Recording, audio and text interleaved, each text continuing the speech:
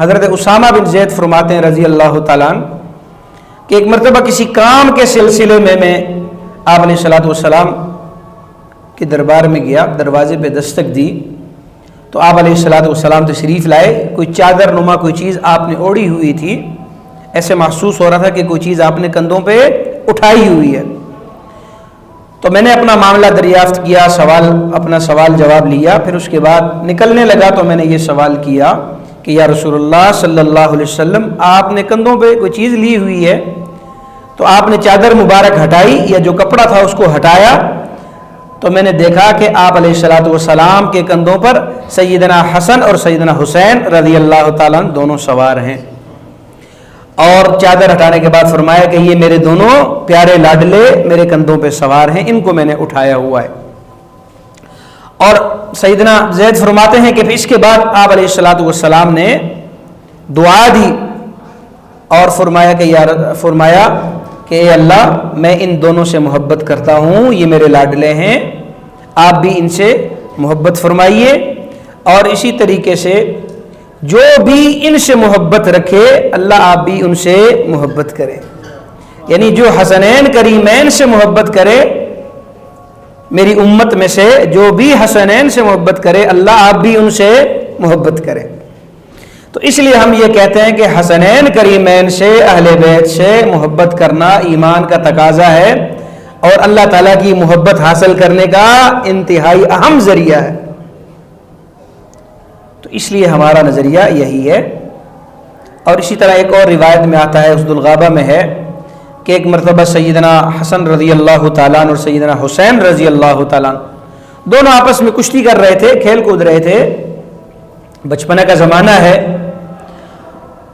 تو آپ علیہ الصلوۃ والسلام دیکھ رہے ہیں اور حسن سے کہہ رہے ہیں، حسن بیٹا جلدی کرو شاباش، جلدی کرو جلدی کرو شاباش.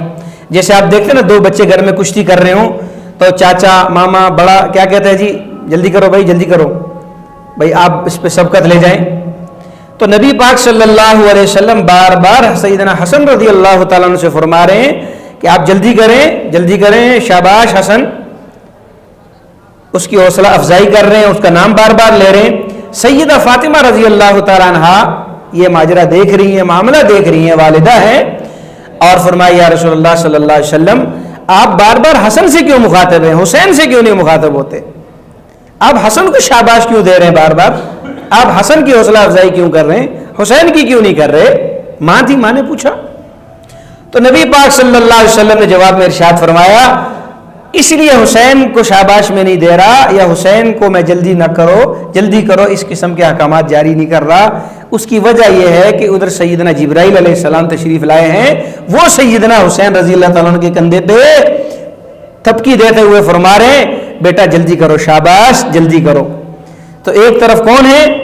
امام نبی پاک صلی اللہ علیہ وسلم کی ہستی لاڈلے کو کہہ رہے ہیں جلدی کرو، اور دوسری طرف سید الملائکہ حضرت جبرائیل علیہ الصلوۃ والسلام ہیں اور وہ شاباش دے رہے ہیں، کہہ رہے ہیں جلدی کرو. تو کتنے پیارے لاڈلے، ان کا معصومانہ بچپنا اور خوبصورت. آپ علیہ الصلوۃ والسلام نے فرمایا کہ یہ دونوں دنیا میں میرے خوبصورت پھول ہیں، ریحانتایا من الدنیا، دنیا کے میرے پھول ہیں دونوں. اور اس لیے آپ دیکھیں کہ جب بچے کی ولادت ہوتی ہے، بچے کی ولادت کے ساتھ ہر ایک کے ذہن میں یہ بات فوراً دوڑتی ہے کہ بھئی بچے کے کان میں اذان دینی ہے، مولوی صاحب کو، قاری صاحب کو، بزرگ صاحب کو بلایا جائے. اور مولوی صاحب تشریف لاتے ہیں، جی آپ اذان نہیں دے سکتے خود والدین؟ اذان دینا مشکل کام تو نہیں ہے.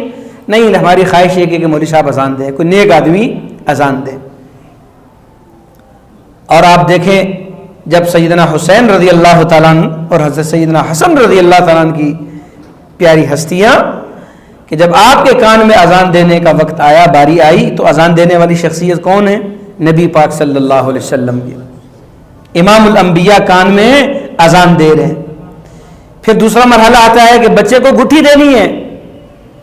پھر ہم کہتے ہیں جی خاندان کا کوئی بزرگ فرد تلاش کیا جائے، وہ اس بچے کو گٹھی دے گا تاکہ اس کا مزاج اس میں جیسی گٹھی جس نے دی ہے بچے کا مزاج بھی ویسا ہی ہوگا، طبیعت کا اثر داخل ہوگا.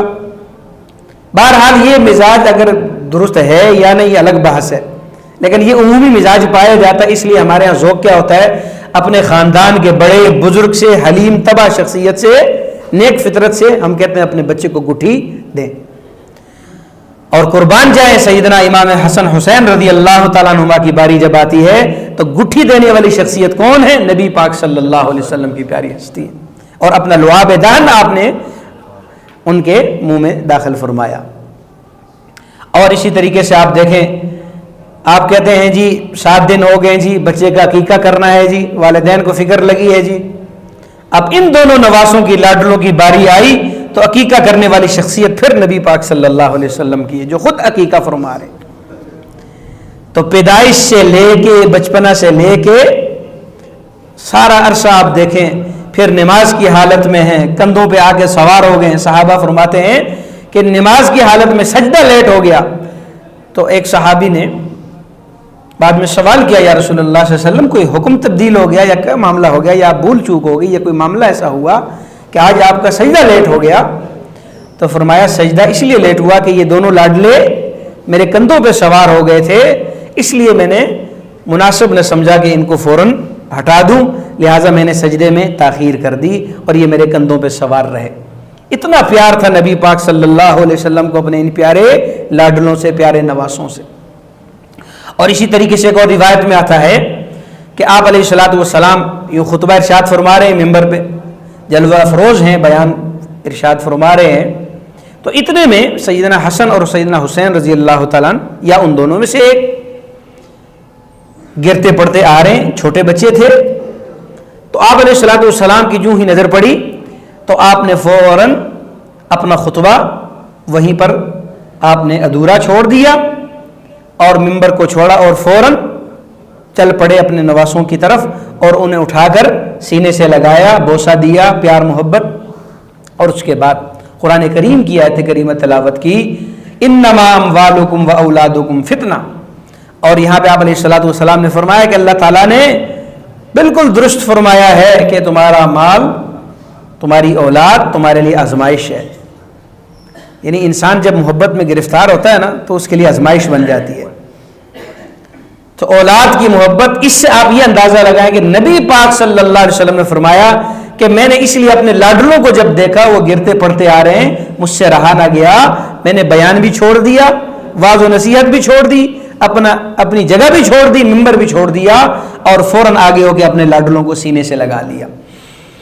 تو آپ علیہ الصلوۃ والسلام کی ان جتنی تمام روایات ہیں، ان تمام روایات کا لب لباب، نچوڑ، خلاصہ جب آپ سامنے رکھتے ہیں تو یہی ہمیں قضیہ سمجھ میں آتا ہے کہ آپ علیہ السلام کو اپنے لاڈلوں سے بہت محبت تھی، بہت محبت تھی، اور اس لیے اکثر آپ فرمایا کرتے تھے کہ اللہ میں ان دونوں سے محبت کرتا ہوں، آپ بھی ان سے محبت کریں، اور جو ان سے محبت کرے آپ ان سے بھی محبت کریں۔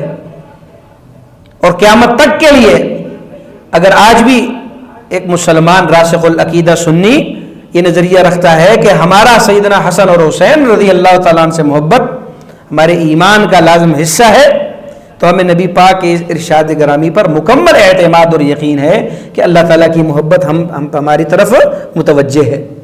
اور اس کے ثمرات پھر جب اللہ رب العزت کسی سے محبت کرے، خالق جس سے محبت کرے، پھر وہ انسان کبھی پریشان اور مایوس، کبھی تکلیف اور نقصان نہیں اٹھاتا۔